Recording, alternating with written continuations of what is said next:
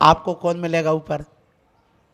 ऊपर वाला भी सोचेगा अपन भी देख लो जरा कोई है तो नहीं, जरा नीचे देखो। तो जिस समय तुम झांकोगे उसी समय वो झांकता हुआ नजर आएगा। आप जा रहे हैं रोड पर और आप कार से अपनी गाड़ी से जल्दी निकल गए, आपको लगता कोई परिचित व्यक्ति निकल गया, तो जिस समय तुम मुड़ के देखते उसी समय वो मुड़ करके देखता हुआ नजर आता कि नहीं? बोलो। अथवा आप देखिए, ये भावों का प्रभाव है। तुमने कहा नहीं था कि मुझे देखो, फिर भी उसने देखा। ये भावों का प्रभाव अपने आप पड़ता है, ये ऑरा एक अपने आप बनता है। और जहाँ पर आप देखो, आप किचन में जाते हैं, आपके विचार वही होते हैं जो यहाँ पर हैं? नहीं, आपका मन वही है, आत्मा वही है, सब कुछ है, लेकिन आप यहाँ बैठे, आपके विचार अलग है, क्योंकि यहाँ की वर्गणाएँ अलग है। फिर आप घर में जाओगे किचन में तो आपके विचार अलग होंगे। जब आप वहाँ पर जाओगे, कहाँ, बेडरूम में, आपके विचार अलग होंगे। दुकान में जाओगे तो आपके विचार अलग होंगे। जब आप अपने ऑफिस में जाओगे तो विचार अलग होंगे। क्यों? उस क्षेत्र का भी प्रभाव इस जीव पर पड़ता है, उस संगति का प्रभाव पड़ता है। इसलिए बार बार कहा जाता, कम से कम 1 घंटे के लिए, जैसे तुम दिन भर मोबाइल अपना काम में लेते हो, 1 घंटे तुम चार्जिंग पर लगा देते हो, ऐसे बंधुओं ध्यान रखना, दिन भर तुमने विषय भोगों में अपना जीवन खर्च किया है, तो 1 घंटे के लिए गुरु के पास आ जाना और अपनी आत्मा को चार्ज कर लेना, अपने विचारों को चार्ज कर लेना, और 1 घंटा आकर के यहाँ पर वचन सुन लेना। तुम्हारे दिन भर का ये आत्मा रूपी मोबाइल काम करता रहेगा, और जो तुम पाप करोगे वो यहाँ पश्चाताप से धुलेंगे। वो तुम्हारे यहाँ पर आने के बाद विचार अच्छे होंगे, और तुम्हारे लिए जो विज्ञान और वीतराग विज्ञान की बात बताई जा रही कि विज्ञान आपके लिए शक्ति दे सकता है, शांति नहीं। विज्ञान आपके लिए समृद्धि दे सकता है, समाधि नहीं। विज्ञान आपको संपदा दे सकता, सुख नहीं। विज्ञान आपको पुद्गल की खोज करके दिखा सकता है, परमात्मा की नहीं। परमात्मा की खोज कौन करेगा? बोलो। वीतराग विज्ञान। हमारे देश ने परमाणु खोज करके नहीं दिया, लेकिन परमात्मा खोज करके दिया। यही हमारे देश की, हमारी संस्कृति को, यही हमारी धर्म की विशेषता है। इसलिए उस परमात्मा को खोजो। इतने सब प्रवचन करने का उद्देश्य मेरा इतना ही है कि आपको अपने इस परमात्मा को खोजने के लिए ये सब कार्य करना है, और करते हुए अपने आप को समझना है, और समझ करके अपनी ओर आना है, और दूसरों को दोष ना दे करके अपने आप को जानो, ये मोक्ष मार्ग को समझो। यही आज आप लोगों से ये प्रवचन के द्वारा मैं कह रहा हूँ। सो आज विज्ञान, वीतराग विज्ञान की बात मैंने आपके सामने रखी। अब कुछ बातें और आपके सामने मैं रखना चाहता हूं कि आप यहां पर जा कर के समस्त लोगों से आप ये बात करिए कि देखो, हमारा जो आत्मा है, हमारा जो जैन धर्म है, वो जैन धर्म अनादिकाल से है, क्योंकि ये वस्तु स्वभावो धम्मो, इसको स्वीकार करता है। अहिंसा परमो धर्मो, जो अनादिकाल से है, सबके लिए प्रिय है। ये बताओ, अहिंसा किसी एक व्यक्ति की बपौती है कि प्राणी मात्र की बपौती? अहिंसा को आप अपने जीवन में अपनाओ, और ये जो भौतिकवादी जीवन है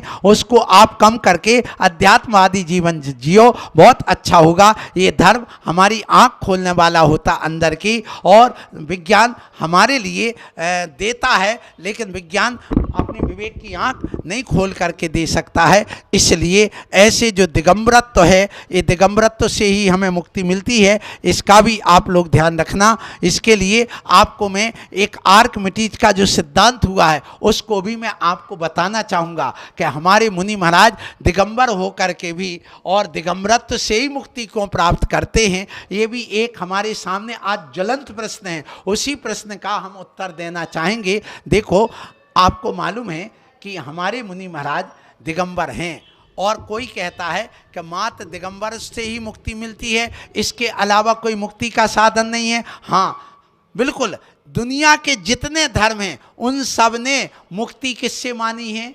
मुक्ति मानी है।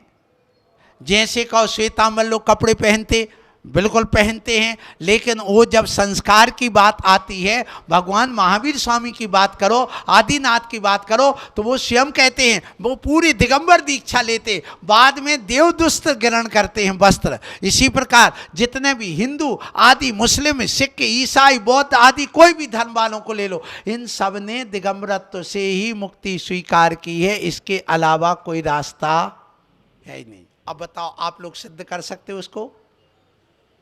मैं कर सकता हूं।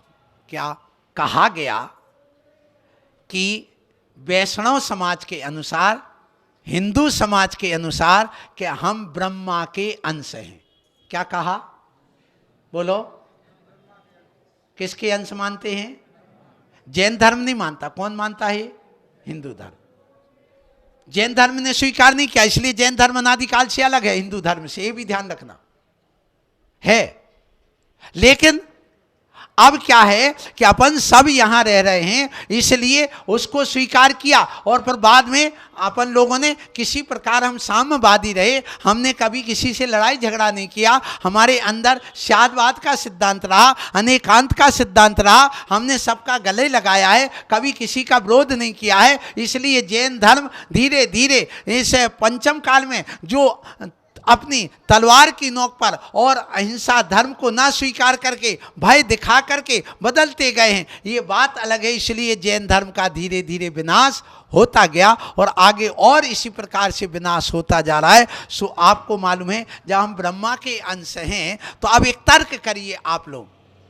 जैसे ये सामने पेड़ लगा है, पीपल का पेड़ या बट का वृक्ष रखा है, अब उसकी आप एक टहनी तोड़ो और आप लगाओ, तो वो जब टहनी आप बट वृक्ष की तोड़ करके जमीन पर लगाओगे तो वो आम जैसी उगेगी कि उसी बट वृक्ष जैसी उगेगी? बोलो, उसमें फल आम के आएंगे कि उसी बट वृक्ष के आएंगे?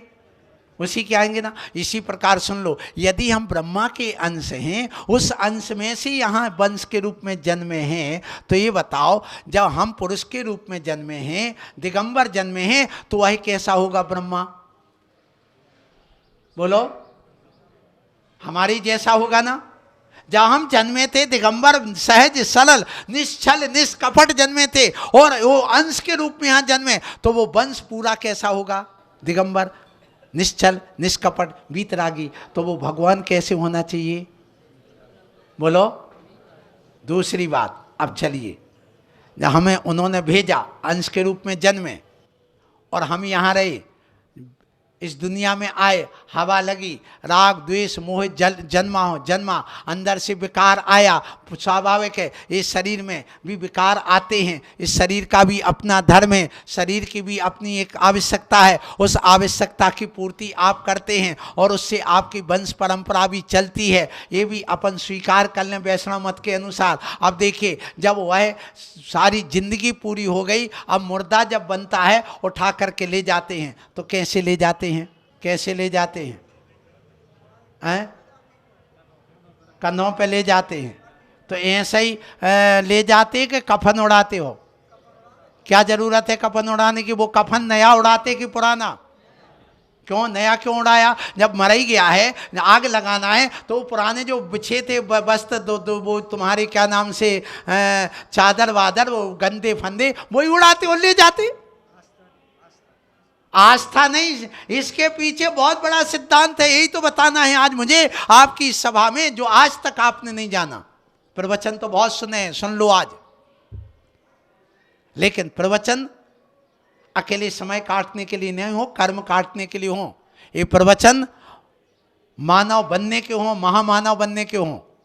ये प्रवचन जीवन में उतारने को हो, अपने तर्क को दूर करके और अपने आप को समझने के लिए हो, और इन तर्क सारे प्रश्नों का समाधान हमारे उस प्रवचन के माध्यम से हो, तो बहुत अच्छा माना जाएगा। सो देखिए, आप जब वहाँ गए, कहाँ कफन ले करके, कहाँ मरघट में, एक दिन में, सुन लीजिए, एक दिन में 40,000 लोग मरते हैं भारत देश में, और एक कफन 2,000 का आता है मान लो, तो 8 लाख के कफन हो गए एक दिन में। कितने के? 8 करोड़ के, लाख के नहीं। एक कफन कितने का? 2,000 का।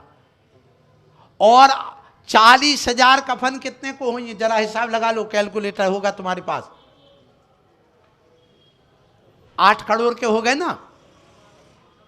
अब ये बताओ, आज जो कहते एक लोटा यदि कोई शंकर जी के ऊपर पानी की जगह दूध डाल देता, अरे काय को बहा दिया, अरे तुमने मंदिर में इतना खर्च क्यों कर दिया, अरे किसी गरीब को दे देते। मैं उन्हीं से पूछता हूं कि आपने इतने 8 करोड़ रुपए बर्बाद क्यों कर दिया? क्या वो कपड़ा बाद में किसी गरीब के काम आता है क्या? बोलो।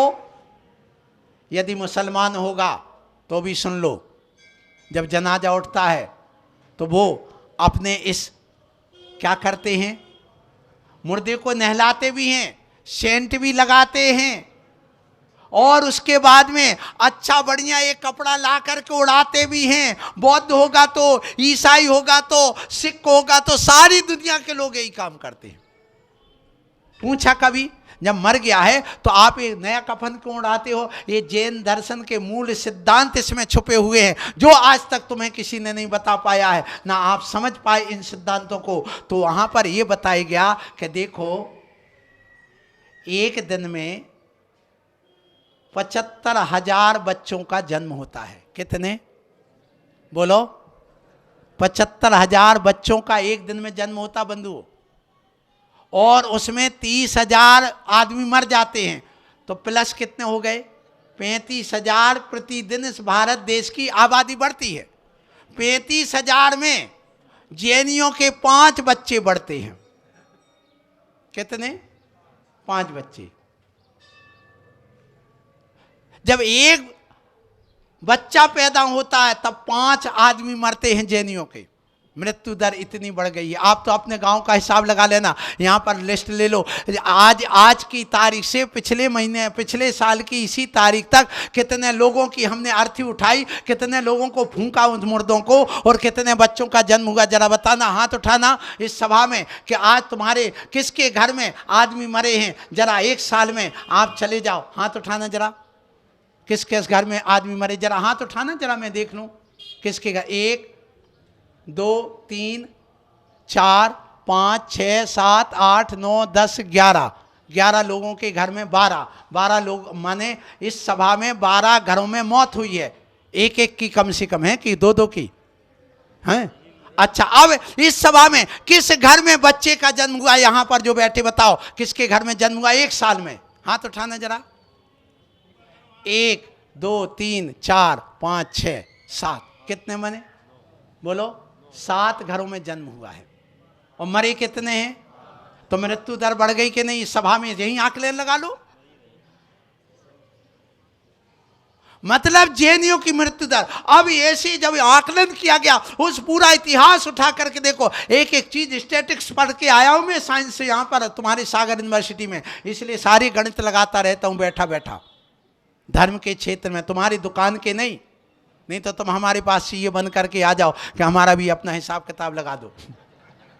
हाँ, बात इतनी आ गई कि देखो, वो भी जब ले जाते हैं, कफन उड़ाते हैं, सारे बंधन वहां पर बांधते हैं, पर जब दफनाते हैं तो उस चाहे हिंदू हो, चाहे सिख हो, चाहे ईसाई है, वो कफन लेके जाएगा, उड़ा के ले जाएगा, फिर सारे बंधन खोल देगा, और उसका मुख भी थोड़ा खोल देगा, पैर की तरफ से भी थोड़ा हटा देगा कपड़ा, यूं यूं थोड़ा, और फिर उसके बाद दफनाएगा। ये नया कफन डालना और उसके बंधन खोलना जलाने से या दफनाने से पहले ये इस बात का प्रतीक था कि तुम यदि खुदा की संतान थे तो खुदा ने तुम्हें दिगंबर भेजा था, और यदि तुम ब्रह्मा के अंश थे तो तुम्हें दिगंबर भेजा था। अब उनके उस वहीं जाना है, तो जैसा भेजा था वैसे आ जाओ, तुम्हें जन्नत मिल जाएगी। इसलिए कफन डाल करके हटाना और वो बंधन खोलना दिगंबरत्व का प्रतीक है। भगवान महावीर स्वामी कहते, तुमने मुर्दे के कपड़े उतारे तो मोक्ष नहीं मिलेगा। बताओ, मुर्दे के कपड़े उतारने से, कफन डाल के उतारने से मोक्ष मिलेगा क्या? तो भगवान ने क्या कहा? जैसे तुम मुर्दे के कपड़े उतार देते हो, कफन उतारते हो, वैसे ही आप जिंदा में ही शरीर को मुर्दा मान लो। क्या कहा? जिंदा में ही शरीर को मुर्दा मान लो, इसको शव मान लो, और अंदर बैठे उस आत्मा शिवत्व की आराधना करो तो तुम्हें मोक्ष मिल जाएगा। मुर्दे के कपड़े उतारने से मोक्ष नहीं मिलेगा। ये भगवान महावीर स्वामी का सिद्धांत। इसलिए मोक्ष कैसे मिलेगा बोलो? अब बताओ ना, कैसे मिलेगा? दिगंबर से, इसके बिना कोई रास्ता नहीं है। अब सुनो, दीक्षा होती, हमें दिगंबर बना दिया हमारे गुरु ने, महिला को दिगंबर क्यों नहीं बनाते बोलो? दीक्षा होती तुम्हें दिगंबर क्यों नहीं बनाते? कोई पूछे कि तुम्हारे साधु दिगंबर होते, नहीं नारियों को भी दिगंबर बनाओ, आर्य का दीक्षा होती ना, इनको कर दो दिगंबर, तो कहते नहीं करेंगे। क्यों नहीं करोगे दिगंबर? क्योंकि दिगंबरत्व से मुक्ति मिलती है, निश्चित बात है, लेकिन स्त्री की पर्याय से मुक्ति नहीं मिलती है। जब मुक्ति मिलना ही नहीं स्त्री की पर्याय से, तो दिगंबर बनाने से कोई फायदा नहीं है। इसलिए स्त्री को कभी दिगंबर नहीं करते हैं। स्त्री पंचम गुण स्थान तक जाती है, उसकी अपनी मर्यादाएं हैं। यही वजह है कि तुम्हें दिगंबर नहीं किया जाता। सो आज अपना समय हो गया और मैं आप लोगों से यही कहूँगा कि आप लोग अपने इस जैन धर्म को समझो और समझ करके हाय हेलो छोड़िए और जय जिनेंद्र बोलिए। और सुनिए, अभी इंडिया नहीं भारत बोलिए, इंडिया नहीं भारत बोलिए और हाय हेलो छोड़िए, जय जिनेंद्र बोलिए। ये सिद्धांत अपने जीवन में अपनाओ, तभी कल्याण होगा। और ऐसे दिगंबरत्व के संबंध में मैं आर्किमिडीज की जो बात कह रहा था वो ध्यान रखना कि हम लोग दिगंबर होकर के और रहते हैं, फिर भी हमारे अंदर विकार क्यों नहीं आता? सुन लो, क्योंकि ये मुनिराज अपने अंतरंग आत्मा में लीन रहते हैं। जैसे आपको मालूम, एक आर्किमिडीज नाम का एक वैज्ञानिक हुआ बहुत बड़ा, और एक उसी देश में राजा था। उस राजा ने क्या किया, उसको इतना सुंदर था, तोड़ने की उसकी इच्छा नहीं थी, तो उसने पूछा कि इसको बिना तोड़े पता लगाओ इसमें कितनी अशुद्धि है। तो सारे वैज्ञानिकों को और विद्वानों को बुलाया गया, सारे मनुष्यों को बुलाया गया, सबने बताया मैं खोजता हूँ। आर्किमिडीज बहुत था उस समय, वैज्ञानिक जैसा था, तर्कशील था, 33 वर्ष की उम्र थी। अब उसने कहा राजन मुझे कुछ समय दिया जाए तो मैं इसका उत्तर दे दूंगा। बोले हाँ दे दो समय। कितना दिन? 15 दिन का समय दे दो। ऐसी गर्मी, भीषण गर्मी थी। तो उसने क्या किया, स्नान करने के लिए गया और पूरा टब लबालब भर दिया और दिगंबर होकर के उसमें जैसे घुसा, कम से कम 5 फीट गहरा था, और जैसे उठता घुसता है तो उसका वजन कम होता है और कुछ पानी बाहर निकल जाता है। तो वो वैसे ही अवस्था में उस टब में से निकलता और भागता गया, eureka eureka eureka eureka eureka. Eureka का अर्थ पता चल गया, लैटिन भाषा है। और वहां जाकर के राज दरबार में ऐसी नग्न दिगंबर पहुंच गया और वो राजा के सामने कहता यूरेका यूरेका। उसने ये नहीं कहा तू नंगा क्यों है, उसने पूछा मैं पता चल गया। बोले हाँ राजन पता चल गया। क्या पता चला? देखो आप उसको मत तोड़ना। किसको? उस सोने के उस हार और मुकुट को। आप दूसरा एक शुद्ध का और बनवाइए और क्या करिए कि इन दोनों को आप पानी में पहले ये डालो और जितना पानी निकल जाए उसको नाप लो, तौल लो, फिर दोबारा शुद्ध वाले को डालो, फिर उसका पानी निकालो और डालो। बोले उससे क्या होगा? बोले हमने एक सिद्धांत बनाया है, मैं नहा रहा था और उसमें मेरा वजन कम हो गया और कुछ पानी निकल गया, तो मैंने एक सिद्धांत बनाया, किसी ठोस वस्तु को यदि द्रव वस्तु में डाला जाए तो उसके भार में कमी आती है।